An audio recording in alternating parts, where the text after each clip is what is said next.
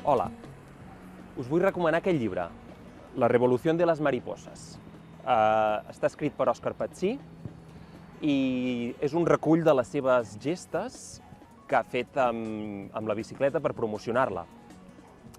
El llibre beu d'un blog que ell va escriure durant els anys 2008 i 2009 i que després l'editorial Icària li va publicar.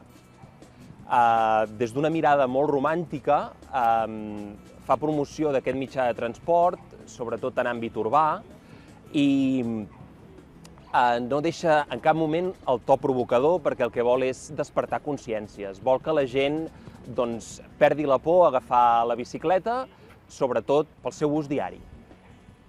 Al llibre trobarem comparacions molt curioses, però al mateix temps molt enginyoses.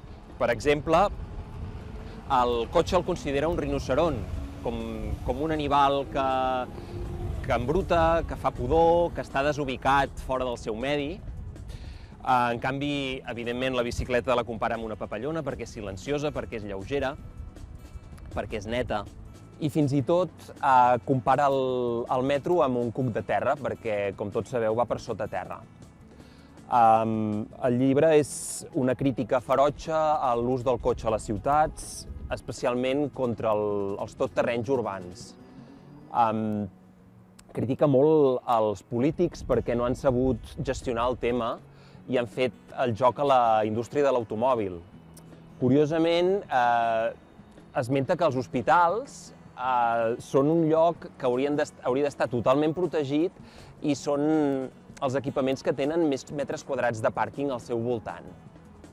L'Òscar Patsí treballa ja des de fa uns anys a l'Hospital de Bellvitge i amb aquest llibre vol donar un missatge en positiu d'adoptar la bicicleta com a estil de vida. Vol que la gent deixi les pors a casa seva i es llenci a la revolució, a agafar la bicicleta com a mitjà de transport diari, no només per salut i per benestar, sinó també per fer ciutats més silencioses, sostenibles i segures.